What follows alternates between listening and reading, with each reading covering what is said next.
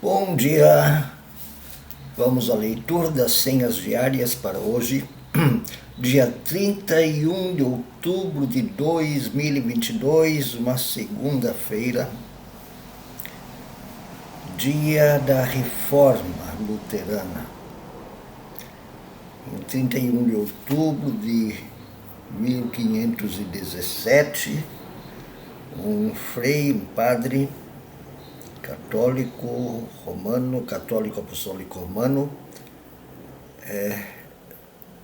depois de muito refletir, não sozinho, com amigos, padres e também freiras aos poucos, né?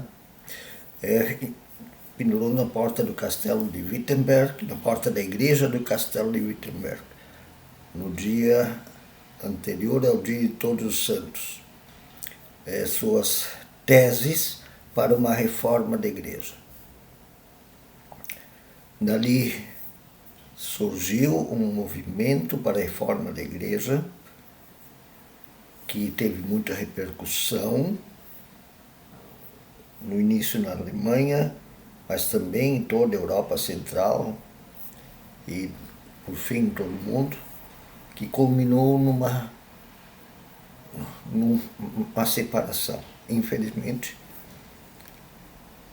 porque, por princípio, era para ser uma reforma da própria Igreja Católica. Mas como Lutero e seus aliados foram expulsos, então ocasionou uma separação, se formou um movimento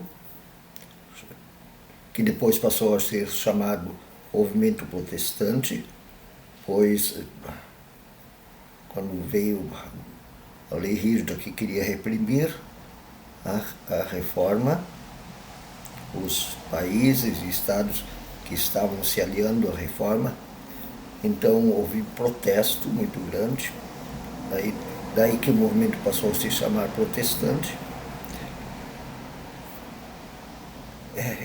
É um movimento importante de reflexão não só para a igreja, mas de reflexão política social geral, pois o movimento também pedia várias reformas políticas, sociais e inclusive econômicas que questionavam a sociedade medieval. E hoje em dia também é um dia difícil, porque a gente vê que uma parte das igrejas protestantes, ou hoje em dia chamadas evangélicas, não segue mais os preceitos de liberdade e honestidade bíblica e reconhecimento às dignidades humanas que o movimento da reforma quis. E eles abusam desse nome, protestantes, evangélicos, para se aliarem a movimentos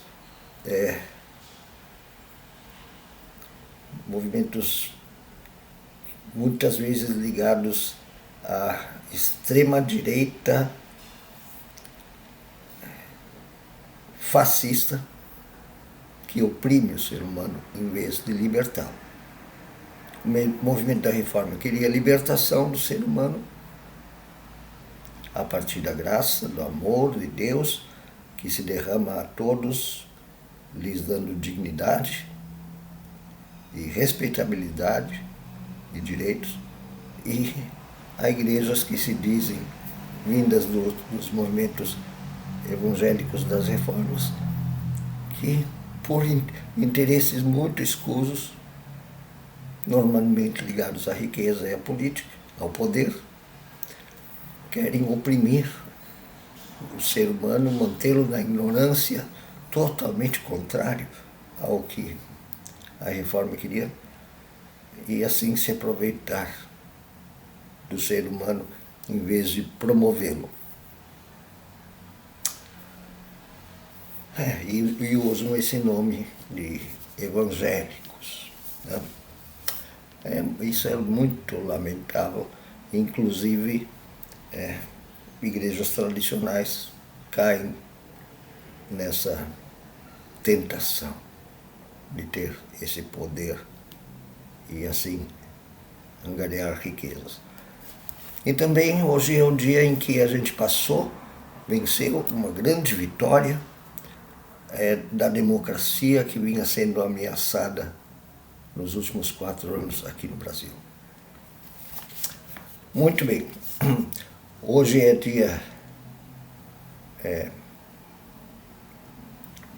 um dia normal na igreja, mas também é dia de cultos. Quem quiser pode fazer cultos alusivos à Reforma Luterana. Então eu vou ler o versículo do culto, mais os 2 versículos das senhas diárias e o texto da pregação. O primeiro versículo vem de 2 Coríntios, capítulo 12, versículo 9. O Senhor disse a Paulo, Jesus nunca falou com Paulo, tá? Mas digamos assim, na sua consciência, no seu coração. A minha graça te basta, porque o poder se aperfeiçoa na fraqueza. Paulo, tu não precisa ser forte, santo dos santos. Não, eu já te amo assim mesmo. Isso te basta. O primeiro versículo bíblico diário, de senhas diárias mesmo, não é o do culto, mas de senha, Jeremias 22, versículo 3. Olhem só que legal. Pratiquem o direito e a justiça e livrem o oprimido das mãos do opressor. Foi o que fizemos ontem na eleição de um novo presidente. Não oprimem nem maltratem o estrangeiro, nem o órfão, nem a viúva. Não derramem sangue inocente neste lugar. Muito bom. E o segundo versículo, Romanos capítulo 12, versículo 9. O amor seja sem hipocrisia, odeiem o mal e apeguem-se ao bem. E a oração vem de Kurt Marti. Aqueles dos quais gostaríamos de nos desviar, estes são o nosso caminho. Aqueles que preferimos não ver, estes são o nosso ver. Aqueles que preferimos não ouvir, estes são a voz. É assim. E assim és tu, Senhor. E vamos ao texto da pregação para o culto, ou até da missa, onde houver. Filipenses capítulo 2, versículos 12 e 13, mas eu vou ler até o 16, porque ele fica mais claro, tá? Como não tenho tempo de fazer uma prédica completa, vou ler até o 16. Filipenses 2, 12 a 16. E escreve o apóstolo Paulo.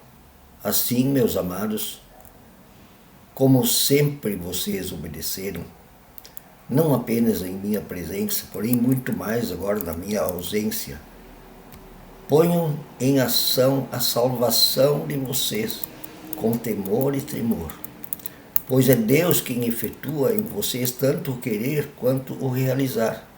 Ele está falando com a comunidade, de acordo com a boa vontade dele, com a boa vontade de Deus, tanto querer como realizar. Façam tudo sem queixas nem discussões, para que venham a tornar-se puros e irrepreensíveis, filhos de Deus inculpáveis no meio de uma geração corrompida e depravada, na qual vocês brilham como estrelas no universo, retendo firmemente a palavra da vida. Lembra daquele versículo de antes? A minha graça te basta? Sim, a minha graça te basta. Mas sigam a palavra da vida, não como essa corrupção, essa geração, essa gente corrompida e depravada. Quando fala geração, não quer dizer os jovens, tá?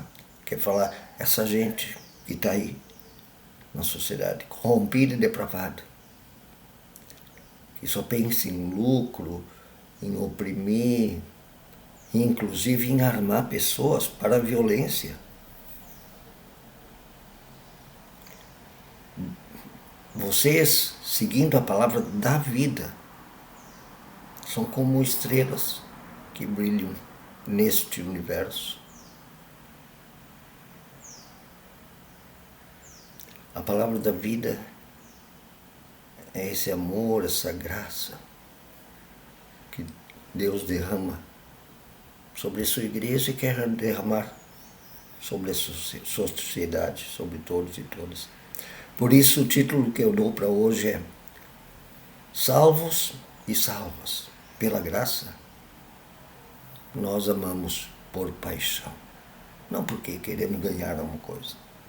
Salvos e salvas pela graça, amamos por paixão, por seguir a palavra da vida. Muito bem, que tenham um bom dia.